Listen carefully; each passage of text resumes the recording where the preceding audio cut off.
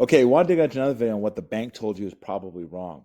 So a big thing here is that clients will call saying, "Hey, look, I've seen a rate online. My bank has quoted me a rate," and it becomes clear in about a nanosecond that like they may get that rate, but it's very likely that they will be surprised. They will get a different rate than what they thought they're going to get. I always tell people I'm never really worried about competing with a competitor, another mortgage broker, or direct someone going directly to the bank based on us being product to product. What I'm mostly concerned with competing on is when a client thinks they're getting something, and I know that they're going to find out probably at the last second that they're not getting what they think they're going to get based on what they've told me. So I want to give a primer. This is very helpful to know that, first of all, there is different buckets of rates. So basically, understand, most people realize this, that when you're getting a mortgage, regardless of which lender you're getting it through, you are going to have that mortgage is going to be packaged into a product at some point. So for argument's sake and for simplicity's sake, the way to understand it is that maybe you have 500 mortgages that are sold to an investment company, and that investment company has bought them with the idea being they're going to get passive income off of that. A little more nuanced than that, as often it is, but there's different buckets that are expected. So when they're buying these mortgage investments off of a bank or a lender, there's particular criteria, and that criteria is not necessarily based on it being a good client from how you see being a good client. You may think you have a lot of money in the bank or an all type of thing, and you very well may be a low risk, but the bank doesn't see it that way. The lender doesn't see it that way. They see is your what bucket does your loan fit into? So know this: the cheapest possible deal is when I buy a home and I put 5% down. Um, that's going to be my cheapest interest rate, 5% down.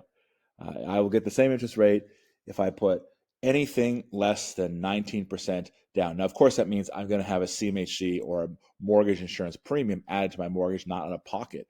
But it does mean that when I put the lowest down payment, I will always have the lowest rate. The reason for that is that when a bank is selling that mortgage is fully guaranteed by the government. So that means there's no chance of it ever going belly up, because if there's a loss, the government's going to they're going to pay that. The insurer is going to pay any loss. And so those are the lowest rates. Even though it might not be the greatest clients, those clients are backed by the government. And so as a result of that, that means it's going to be the cheapest rate. And that's the type of mortgage that qualify for the cheapest rate. Second type of mortgage is when you're purchasing a home and you're putting more than 20% down. So there's no CMHC involved. That's going to be a higher rate than if you're putting less than 20% down, but it's going to be a situation where you're still going to be among the lowest rate. A lot of people get this messed up. They go, "Hey, I saw this rate online for this," and then they realize they're putting 20% down, not realizing that rate they're seeing quoted is for 5% down. And obviously, you would think, if I'm putting 20% down on a lower risk client, no, this is totally different, because when I put 20% down, that's actually the highest risk mortgage when it comes to a purchase. When it comes to a purchase, it means that you have um, there that if you default, they don't have any recourse to get the money back. Now, yeah, you can say, well, gee, 20%, they'll sell and get their money back. Sure, that's probably likely, but it still is the highest risk mortgage, and that's how it's packaged up. These are mortgages that are being packaged up, do not have mortgage insurance associated with it. So their loan to value means that in that case you put 20% down. You will see a difference in interest rate when you get to 35% down. There's another bucket that puts in. So when it's 35% down, and it's a purchase only, that means that it is something that it's going to be priced similar to what a 5% down mortgage is. So review what we've been at so far. Cheapest mortgages are when you put less than 20% down. After that is going to be a mortgage when you put 35% down, which is going to be similar to that, but a mortgage where you put 20 or 30% down, going to be higher than both those scenarios, and that's going to surprise you every single time. That's called an insurable mortgage. It means a lender could bulk insure it. There's some other things they could do to lower the risk from their perspective. Now, when I purchase a home and I go above $1 million, or I need a 30-year amortization, that is a mortgage product that doesn't involve them having any type of insurance. So there is, as I kind of alluded to, there's mortgages that you don't pay a loan insurance, but the lender pays that little premium in advance. But those mortgages, when you have a 30-year mortgage and a $1 million mortgage, those are the high expected purchase. So like, let's say, for example, I'm buying a home for $2 million. I'm putting $500,000 down. So 1.5, that's going to be a higher rate than if I buy a home for 500,000, put 5% down. That's just how it works. That's going to be the highest rate of purchase is going to be when I'm putting 30 years in, getting a mortgage for 30 years, or if I'm getting a mortgage over $1 million. So that's the criteria, how it goes, as far as rates when it comes to purchases.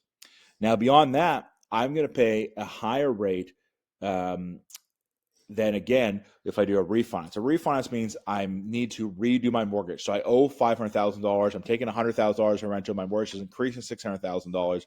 The government never allows it to be backed by any insurance. Anytime you have a refinance, that's the highest rate you can get. So when you see a mortgage on Advertised, we're offering rates online for this, remember, a refinance is going to be substantially higher. The other thing added to all these things that magnifies things is occupancy.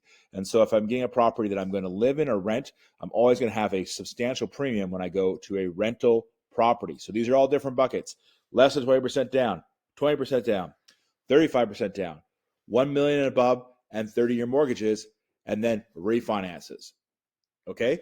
So these are all, that's the train of how it goes as far as interest rates. Now, where a different interest rate applies that's kind of interesting is when I do what's called a transfer. A transfer means I've come for renewal. I owe $500,000, and I'm saying, hey, I don't want to change anything. That would be a refinance. Just want to keep paying it off.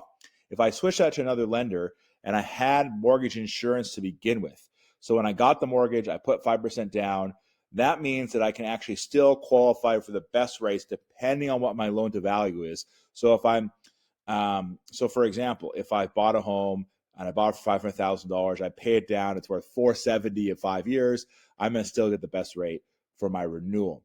So anyway, sounds confusing? It is, because of two reasons. First of all, is that lots of these rules do not help you as the borrower. They're all about benefiting the securitization for the lender. So that's why it gets confusing, because clients that are not risky become a higher rate. So if you need some navigation on this, please do reach out. If you need some help on understanding these different buckets and rates and all that type of thing, it's super important. 90% of the time when you're quoted a rate that's different, the truth is, this is something that mortgage brokers don't say. The rates when you're in that bucket are very similar, lender to lender, very similar. There's some different term things we have to pay attention to, but very similar. And so when a client says, oh, I'm getting a way better rate, they're not. And only one of two scenarios are going to happen. This is going to happen 100% of the time. A, they're going to find that out at the last second. You're going to find out at the last second. Two, and then it's going to go up, and it's going to be two exchange things. Two, a bank is going to, it's happened accidentally, and depending on how the bank communicate with you, they may eat it and may honor that rate. But do not expect that. That's an accident, and it's more likely the first scenario will happen. So if I can help with anything, because what the bank told you is probably wrong, I love to do that. Please take the time to subscribe to our channel and share this video with anybody you know. I would love to help them in their mortgage needs.